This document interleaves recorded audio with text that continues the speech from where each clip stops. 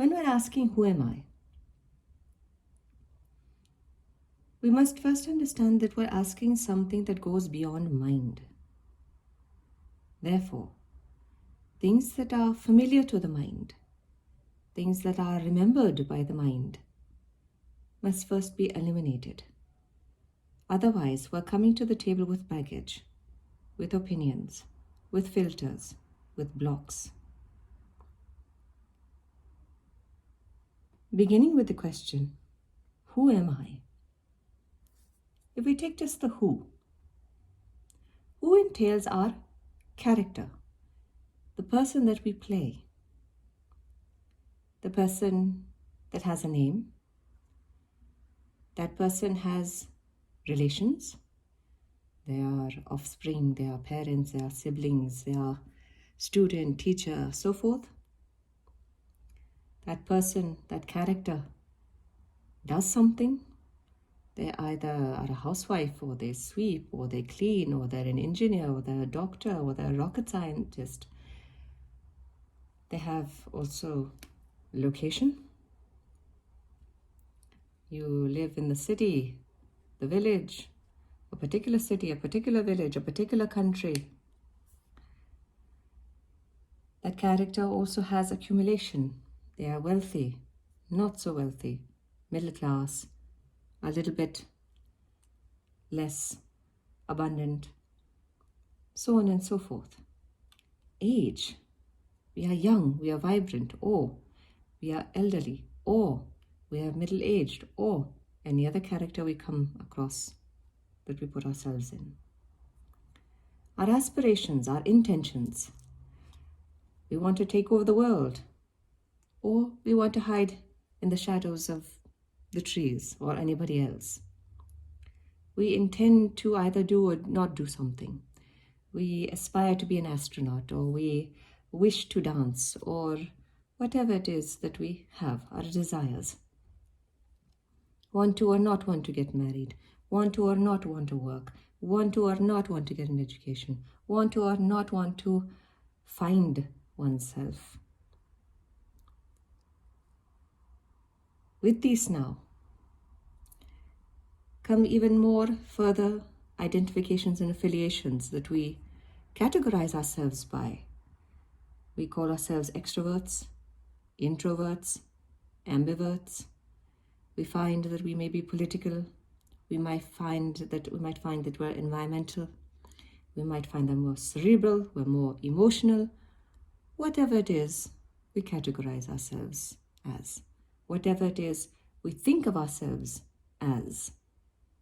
All of these things now, one by one, must go. Reason being now, with all of these things that we label ourselves as and affiliate with and identify as or with, certain thoughts are clubbed with them. I am Abraham Lincoln, or I am Mahatma Gandhi, I am an octopus, I am Shamu. Whatever it is, certain thoughts, certain images, certain frequencies emerge with those thoughts. They become emotions. If we are Shamu with a killer whale that died in SeaWorld, then perhaps we might have not been in a very good state of mind. So we might have been a little depressed because we were lonely and away from the ocean and in captivity and so on and so forth. So that creates certain emotions. When our thoughts and emotions have convictions, they become beliefs. If we are Shamu, caught by humans, put in a tank for the rest of our life, our conviction might somewhere lie along the lines where humans are not very nice. That becomes a belief and a life statement. Luckily for us, as human beings, we have the ability to choose our thoughts and emotions and convictions. But before we get into rewiring, because we're still finding the who am I and we're trying to eliminate the certain things that we are not first, we must start crossing things off. So first of all, we are not our name. because we are not our character that we play. We are not our relations. Our relations are also not our relations. They're also not their names. Occupation, we are not that. Others are also not that occupation. We are not our location. We are not our accumulation. Not our age, because that is also a state of mind. We are not our aspirations or intentions. We are not our desires. We are not our identifications, affiliations. We're not our judgments either. And that is also another one. If we think we are stupid or smart, wise or funny, those also go. Bye-bye.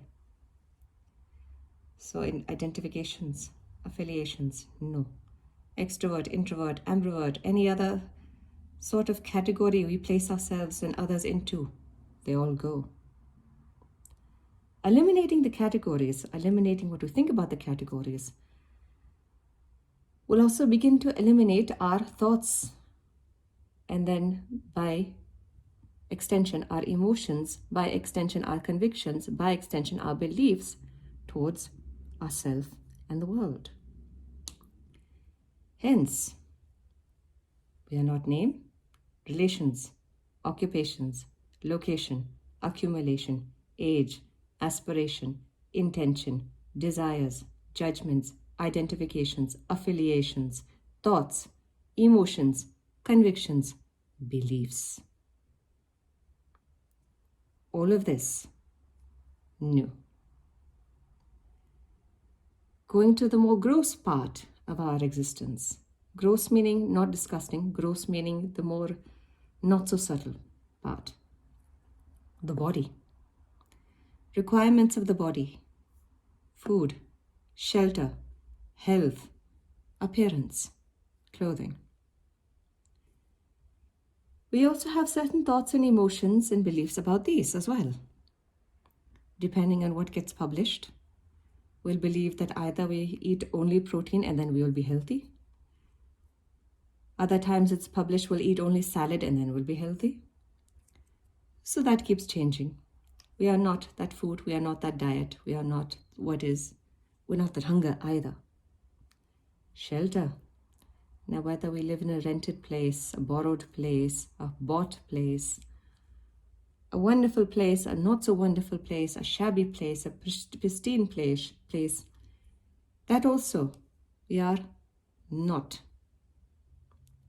Health.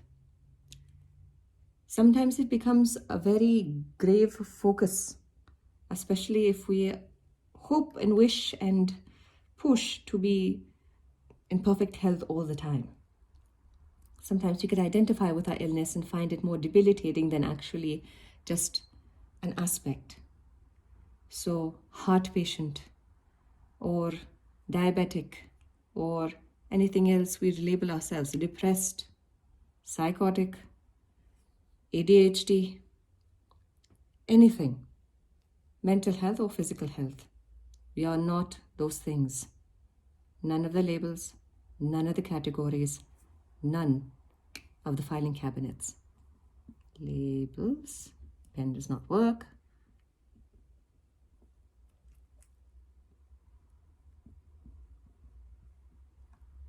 Hold on.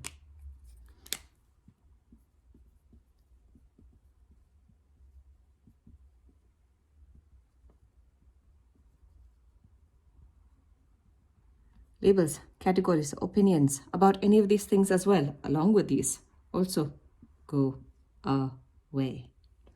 Whether we are neat and clean in appearance, whether we are mismatched or a little unkept, bohemian, corporate, actor, whatever it is, these also go. We are not our body, we are not our mind, we are not our heart.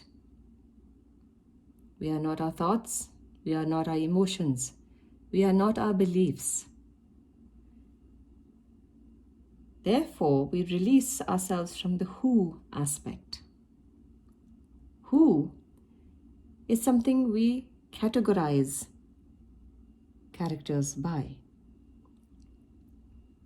It is now possible that the am I question mark can be a what?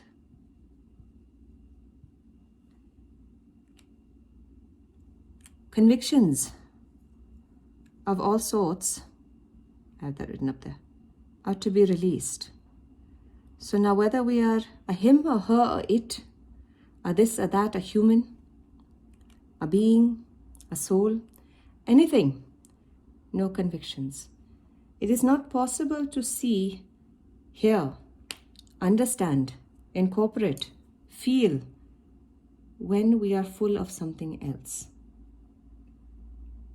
To be able to notice something new, we have to release that which is already there. Become an empty pot. Become a free-flowing pot. That allows the am part. So whether we are a what or a who doesn't really matter at this point in time, because eventually that will also go. Whether we're a thing or person. Leaves am I? Question mark. Now, if we're not all of these things that we so truly believed all our lives that we were, do we really exist? Or are we simply a figment of imagination? In all reality, all of these things that we run by, all of these things that we go by, and all of these things that we've affiliated by are imaginary. They do not really have any existential basis. As I say, reality is an illusion. This is the illusion. The whole system. How life should be, how life should not be, so on and so forth.